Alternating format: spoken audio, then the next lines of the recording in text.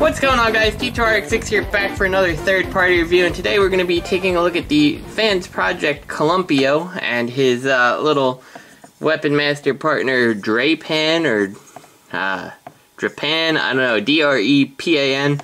Yeah, so we're going to take a look at these two, and we're also going to be rolling out the brand new review style, which isn't to say that much is changing, just that we're going to break up all reviews that are over like 10 minutes in time into two parts.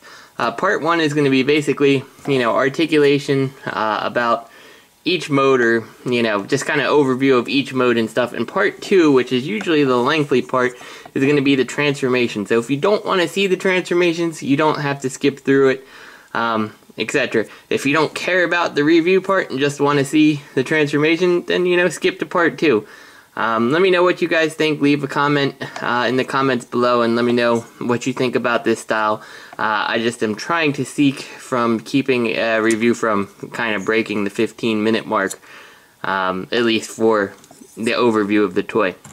So that's how we're going to do this from now on, except for super simplistic things that, the transformation can be done in like 10 minutes, like a mini bot or something wouldn't have a 2-part review. So enough talking. Let's actually get on to Columpio here. He comes with his Target Master, or Weapon Master I guess you would call it, the sword, and this rifle that has this swing out bayonet, which is pretty awesome, and the peg here that swings out so you can hold it. All his weapons, of course, have pegs on them so you can peg them onto the side of the Dinosaur ridiculously. This includes his Target Master, who has his peg right here that keeps this whole back assembly from folding down. If this was gone, this thing would actually fold flush, and this is my biggest complaint. I like this little guy. I think he's good. Just that as he stands with this peg piece in here, it really kind of stinks. Now I've knocked out the pin here, and you can take this off, and look how much better of a figure this would be. And you can see, and this is, obviously the wrong way, but if this peg was gone, in fact we can kind of put it above it, like this would almost fold down flat, and that would look so much better without that peg.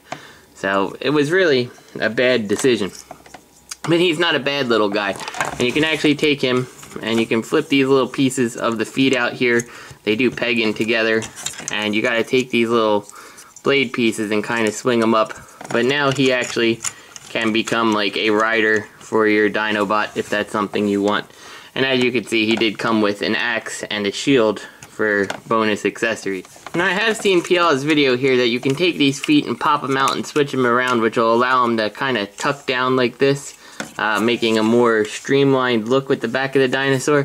I did that, and first off, I don't like the fact that the screws end up showing on the outside when you change that. And the second thing is, like, even when I changed that, that still didn't work for me. That made no impact on these going in. If you put them together, you can see it's not the peg that holds it up, it's actually the size of this square here.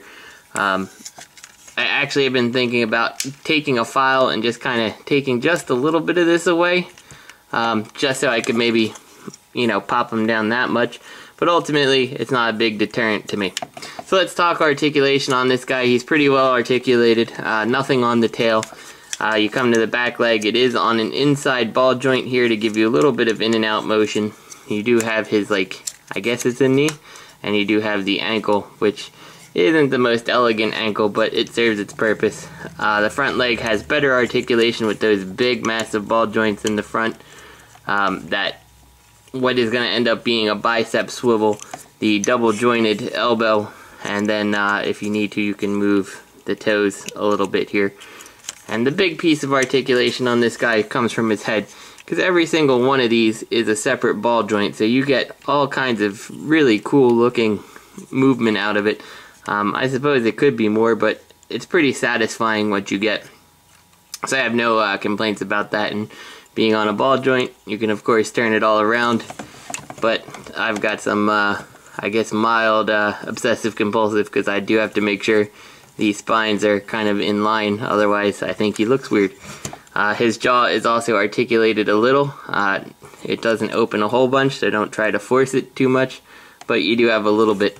And the one thing that is kind of a pain about this is he doesn't have any spots on his head for light piping. Like if one of these were carved out to get that beautiful red light piping, you can just see how well it glows, but he needs that light to be hitting by his other eye to actually make it happen. So I feel like if this was carved out just a little, it wouldn't really deter from the figure, and it would really let this red light piping shine. So before we move on to his robot mode, here's a couple comparisons. We got our G1 Sludge here.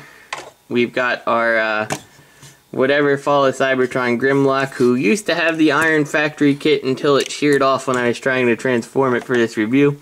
So I don't remember if I reviewed that. If I did, it's not a very good kit, and I don't recommend it anymore. And finally, the Planet X Swoop, which sadly, this guy here has made me not so interested in buying any more of the Planet X stuff. I also don't really like the looks of their more recent releases, so probably putting this guy up for sale as I wait for the Fans Project Swoop. So in his robot mode, I gotta say I really like this guy. He's got a pretty decent looking head sculpt there. Not, you know, necessarily the best, but it's a pretty good one. I really have no complaints on it. Got lots of sharp points on here. Articulation's pretty solid, not flawless though. The legs were super floppy because of these big ball joints they're on. If you look in there, you can actually see I put some floor polish on there to tighten them on up. After that, he hasn't really been too much of a problem.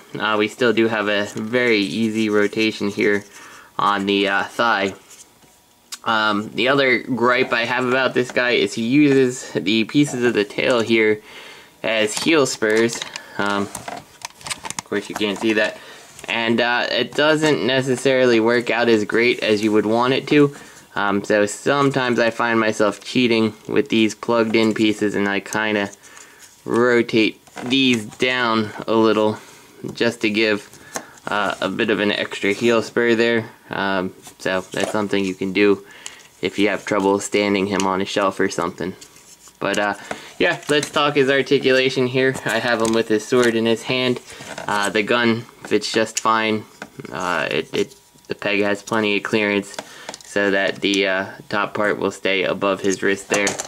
And of course you can put this guy in there. But I like my dinosaurs, or my Dinobots, with the red sword. So head is on a ball joint that gets barely any motion out of it. That's about the range of it you're getting, minus almost a 360. So it works. Mine just kind of gets stuck a little bit over here. Shoulders, those big ball joints again that you had are now more mobile because they're not compressed against any body pieces. The bicep swivel, the double jointed elbow makes that really articulated. And then you get the disappointing wrist, which again, he's got a sword. So you get the rotation here, but there's no swivel to it. And I feel like that's a missed opportunity with anything that has a sword as an accessory.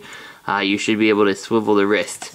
Now as it stands, you can kind of get plenty of articulation out of the shoulders with the bicep swivel and stuff to kind of make it work.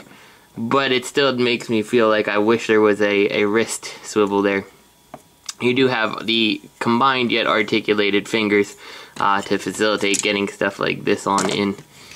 Coming down to the waist here, again, it's on a swivel, and then you actually have this rotation, which is a nice touch, but it does somewhat make the figure feel a little bit like he's maybe a little bit too wobbly or something, just because of how it works. But yeah, it's a nice piece of articulation to have, but kind of feels unnecessary.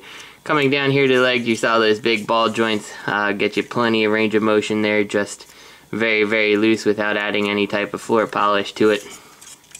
The thigh swivel, also very loose.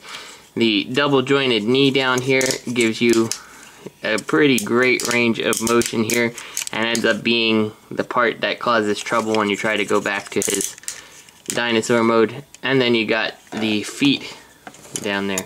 So let's do some of the comparisons here. First we'll bring out old wobbly legs here. There's his G1 self for comparison. Might as well bring out the Fall of Cybertron Swoop, who is significantly smaller and just doesn't work with this scale. We'll leave him there, and we'll bring out the Fall of Cybertron Grimlock, who actually does kind of work, but the colors on him suck so badly that I can't really recommend him. But I kind of like this size difference between Sludge and Grimlock. I think that's pretty okay. And not that we really need to, but we'll bring it out anyway. Like I said, he's not a masterpiece size toy. So here is our Scoria here, and you can just see, really, there's just no using this Sludge as part of your masterpiece shelf. It's just not gonna work unless you like really small Dinobots. I think where this guy actually shines best though is gonna be with your classic shelf. I think that's a really good size difference, the Classics Optimus Prime. It doesn't work quite as well with Orion because Orion's so big, but it's not horrible either. It's certainly doable. And we'll throw in Bumblebee here. So yeah, that's Sludge. I think he's a really good Fans Project toy. Not the best that they've ever made, but I really have been enjoying messing with him more than some of the other things that I've picked up lately. So yeah, I urge you to check him out if you get a chance. Handle him, see what you think about him, and go from there. And don't forget to check out part 2 where we'll talk about the transformations. And again, leave those in the comment below what you think about that new style. And I'll see you next week.